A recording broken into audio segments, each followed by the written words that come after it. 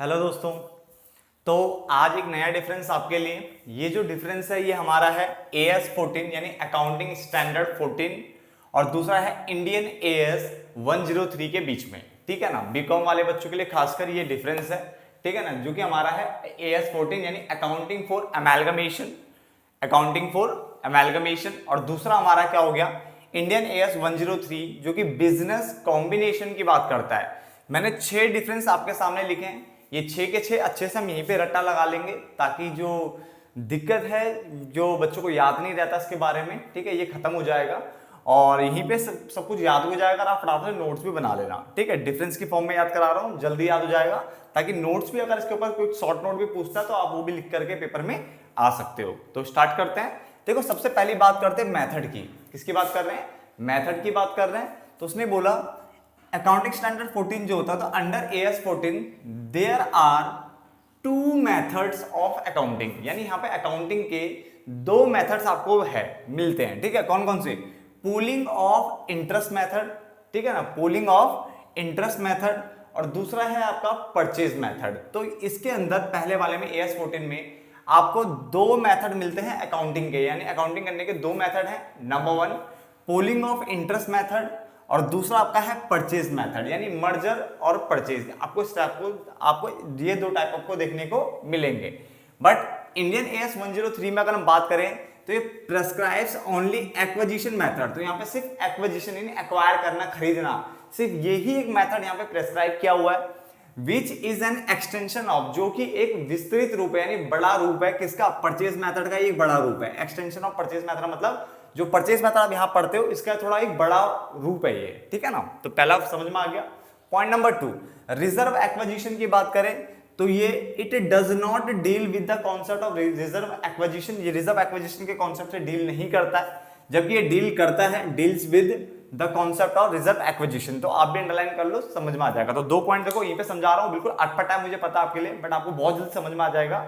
ठीक है, अगर आप ध्यान से सुनते हो तो पहला मैंने बोला अंडर AS14 में अकाउंटिंग के कितने मेथड्स हैं? 2 मेथड है, पोलिंग ऑफ इंटरेस्ट मेथड और दूसरा आपका है परचेज मेथड।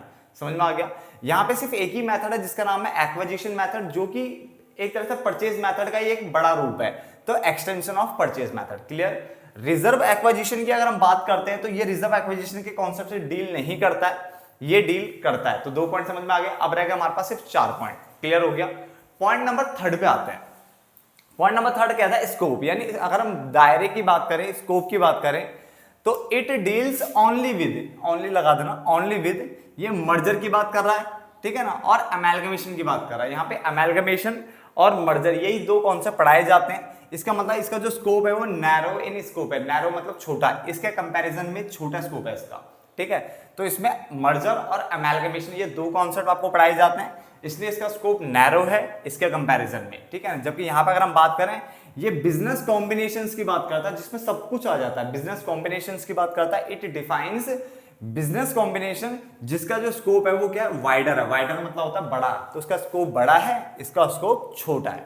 तीसरा पॉइंट भी क्लियर हो गया, समझ में आ रहा है ना? Very good. ठीक है ना, वैसे भी मैंने बताया ना बीकॉम वाले बच्चे और जो पोस्ट ग्रेजुएशन के बच्चे होते हैं ये बिल्कुल भूतों की तरह होते हैं, ये लास्ट मोमेंट पे कब्र से उठते हैं। ठीक है ना, यानी मुझे पता है पेपर अगर परसों होगा तो 2-4 दिन या 1 हफ्ते पहले आपने पढ़ना स्टार्ट किया होगा, तो इसलिए थोड़ा अटपटा लगता है, इसलिए मैं बार बार रिपीट कर रहा हूँ ताकि आपको अभी याद हो जाए, वरना ये सब चीजें ना सर के ऊपर निकल जाती है ना। 7 दिन पहले 4 दिन पहले तो याद आती है आपको, ठीक है ना। अगर 2 महीने पहले याद आ जाए अच्छे बच्चों की तरह तब तो बात भी है, तब तो बहुत टाइम मिलता है पढ़ने का। बट आप ऐसे नहीं हो, आप हमेशा क्या करते हो, मैंने देखा है इतना टाइम हो गया पढ़ाते पढ़ाते, हमेशा बच्चों को याद पता कब आती है? पेपर से सिर्फ 2 दिन पहले, 3 दिन पहले। और कुछ तो इतने महान होते हैं जिनको सिर्फ आधा घंटा पहले, 1 दिन या फिर कुछ घंटे पहले बोलता रहे हाँ आज पेपर कुछ पढ़ लेते हैं आज। ठीक है ना, तो फटाफट से देख लो 3 पॉइंट कब कवर हो गए आपके, ताकि थ्योरी में कुछ नंबर आ जाए। ठीक है ना। चौथा point measurement of assets and liability. Assets and liability को कैसे मेजर किया जाता है, उनको कैसे मापते हैं। तो अगर हम AS14 की बात करें तो assets and liabilities taken over are recorded, उसको रिकॉर्ड किया जाता है किस पे? बुक वैल्यू, जो बुक में वैल्यू है या तो उसी पे ही, या फिर रिवाइज्ड वैल्यू जो नई वैल्यू है उस पे, डिपेंडिंग ऑन द सर्कमस्टेंसेस। जो जैसे सर्कमस्टेंसेस वहां पे होगी, जैसे स्थिति होगी उसके हिसाब से बुक वैल्यू या रिवाइज वैल्यू जो भी कॉन्सेप्ट होगा वो यहाँ पे अप्लाई हो जाता है। बट अगर हम यहाँ पे बात करें द एक्वायरर, एक्वायरर मतलब जो एक्वायर कर रहा है, कंपनी को खरीद रहा है, is suppose to measure the fair value, तो यहाँ पे सिर्फ फेयर वैल्यू लिया जाता है, ठीक है ना, ऑफ द एसेट्स एक्वायर्ड, यानी एसेट्स की फेयर वैल्यू ली जाती है, बुक वैल्यू नहीं लेता ये, ठीक है ना, ये फेयर मार्केट वैल्यू की बात करेगा, मार्केट में जो चल रहा है तो फेयर वैल्यू की बात कर रहा है, ठीक है ना। And the liabilities are assumed, और जो लायबिलिटीज है ना एज्यूम्ड एट एक्विजिशन डेट, तो एक्विजिशन डेट मतलब जिस टाइम पे वो उसको एक्वायर कर रहा था उस टाइम पे लायबिलिटी कितनी थी, जैसे मान लो आज तो 5 लाख की मुझे क्रेडिटर पे करना है, बट एक्विजिशन डेट पे मान लो लायबिलिटी हट उठा करके 4.5 बचे तो 4.5 ही माने जाएंगे, तो एक्विजिशन डेट पे जो लायबिलिटी होगी वही एज्यूम किया जाता है। तो दोबारा बोल रहा हूं मैं, the assets and liability taken over, जो यहाँ पे टेकन ओवर होंगे वो book value, revise value, depending on the circumstances, वो पूलिंग ऑफ इंटरेस्ट मेथड है या परचेज मेथड है, उनके ऊपर डिपेंड करता है कि आपके सर्कमस्टेंसेस क्या है, उसके हिसाब से यहाँ पे देखा जाएगा, बट यहाँ पे फेयर वैल्यू ही लिया जाएगा, ठीक है, यहाँ पे क्या लिया जाएगा, फेयर वैल्यू लिया जाएगा, बुक वैल्यू से कोई मतलब यहाँ पे नहीं है एसेट्स के केस में, और दूसरा लायबिलिटीज जो एक्विजिशन डेट पे रहेगी उसी को माना जाएगा, बुक वैल्यू से कोई मतलब नहीं है, ठीक है ना। आगे गुडविल की अगर हम बात करें, ठीक है ना, तो एक्विजिशन डेट पे आते हैं ना, अगर एक 5 लाख हमारे बुक में थे और 5 लाख ही है तो 5 लाख दे देंगे, या समझना, ठीक है, तो जो होंगे ना उस टाइम पे वही हम मानते हैं, उस टाइम पे 2 लाख बचे तो 2 लाख देंगे, तो एक्विजिशन डेट पे होनी चाहिए लायबिलिटी, तो वही देखी जाती है, ठीक है ना। गुडविल की अगर हम बात करें तो यहाँ पे इसने बोला अंडर AS 14 में गुडविल अराइजिंग ऑन अमेलगमेशन, यानी अमेलगमेशन के कारण अगर कोई गुडविल आती है in the nature of purchase, अगर in the nature of purchase वाला अगर आपने कोई मेथड लगाया, amalgamation in the nature of purchase या amalgamation in the nature of merger, जो भी है, ठीक है ना, तो आपने अगर परचेज वाला मेथड लगाया तो उसमें गुडविल निकलेगा, और गुडविल को फिर आपको क्या करना पड़ता है, अमोर्टाइज करना पड़ता है, अमोर्टाइज मतलब होता है धीरे धीरे उसको खत्म करना पड़ता है, क्या करना पड़ता है, धीरे धीरे खत्म करना पड़ता है, कैसे, over a period of maximum 5 years, यानी 5 सालों के अंदर धीरे धीरे खत्म करना है। सपोज करो आपने परचेज मेथड लगाया और गुडविल आपका 1 लाख रुपए आ गया, तो 1 लाख को 5 से डिवाइड कर लो, कितना आएगा, 20,000, तो हर एक साल में 20 करके खत्म, 5 सालों के अंदर इसको खत्म करना पड़ेगा, बात समझ में आ गया। तो इसने बोला under AS 14 goodwill arising on amalgamation, अगर गुडविल अराइज होती है, ठीक है ना, in the nature of purchase, अगर amalgamation in the nature of purchase अगर आपने मेथड लगाया और गुडविल आपको निकल के आपके सामने आई है, तो आपको उसको अमोर्टाइज करना पड़ेगा, आपको उसको खत्म करना पड़ेगा, कैसे, कितने सालों के अंदर, 5 सालों के अंदर, मैक्सिमम 5 साल दिए, मिनिमम नहीं है, मैक्सिमम, यानी 5 साल से ज्यादा आपको नहीं मिलेंगे, ठीक है ना। अंडर AS 103, यानी AS 103 जो हम पढ़ेंगे यहाँ पे, इसमें लिखा है goodwill is not to be amortise, यहाँ पे गुडविल अमोर्टाइज होती ही नहीं है, यानी यहाँ पे गुडविल अमोर्टाइज होती है, यहाँ पे गुडविल अमोर्टाइज नहीं होती, इतना भी लिखोगे चल जाएगा, ठीक है ना, बट गुडविल अमोर्टाइज तो नहीं हो रही, बट मैंने एक्स्ट्रा में लिखा है, अगर आप लिखना चाहो लिख सकते हो, but tested for impairment, but उसका इंपेयरमेंट का टेस्ट होता है, इंपेयरमेंट मतलब होता है जब वैल्यू गिर जाती है, यानी कॉस्ट तो ज्यादा है बट मार्केट में उसकी वैल्यू कम है, तो जैसे इंपेयरमेंट मतलब हानि हो गई है, लॉस हो रहा है एक तरीके से, तो जो इंपेयरमेंट का टेस्ट होगा in accordance with the provision of Indian AS 36, तो एक इंडियन AS 36 है, उसके अकॉर्डिंग क्या है, इसका इंपेयरमेंट यानी जो वैल्यू गिरी है गुडविल की या जो घाटा हो रहा है उसका टेस्ट यहाँ पे किया जाता है, उसको देखा जाता है, बट गुडविल अमोर्टाइज नहीं होगी, इसने बोला है यहाँ पे 103 में, समझ में आ गया, यहाँ पे गुडविल अमोर्टाइज होती है, गुडविल को खत्म किया जाता है, समझ में आ गया।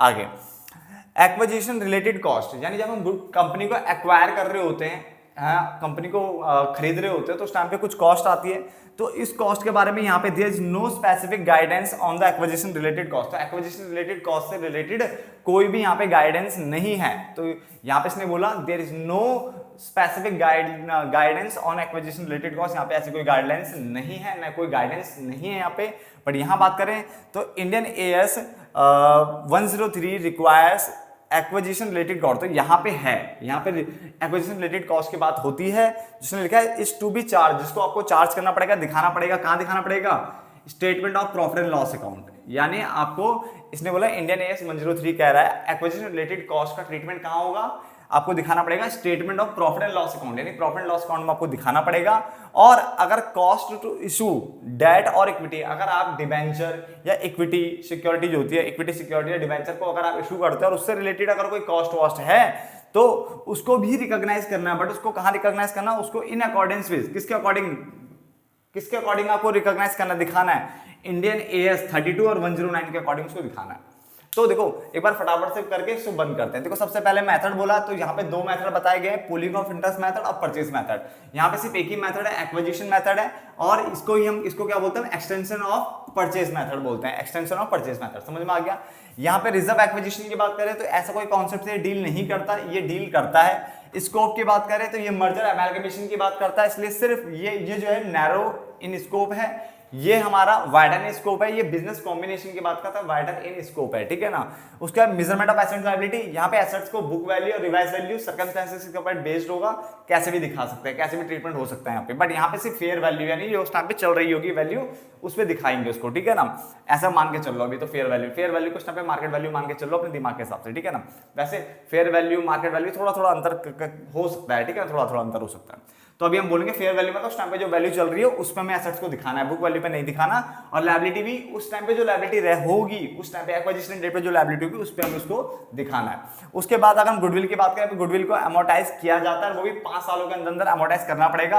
यहाँ पे गुडविल को अमोर्टाइज नहीं करते, बट हाँ उसका इंपेयरमेंट का जो उसकी जो वैल्यू गिरी है, जो हानि हुआ है, उसका जो है टेस्ट जरूर होगा in accordance with Indian AS 36। समझ में आ गया। फिर अगर हम एक्विजिशन रिलेटेड कॉस्ट यानी कंपनी को एक्वायर करने की जो कॉस्ट है अगर वो देखें तो यहाँ पे ऐसी कोई गाइडेंस तो बताई नहीं गई है acquisition related cost related, but यहाँ पे है और उसमें बोला गया कि ऐसी कोई भी कॉस्ट होती है तो उसको प्रॉफिट लॉस में दिखाना है।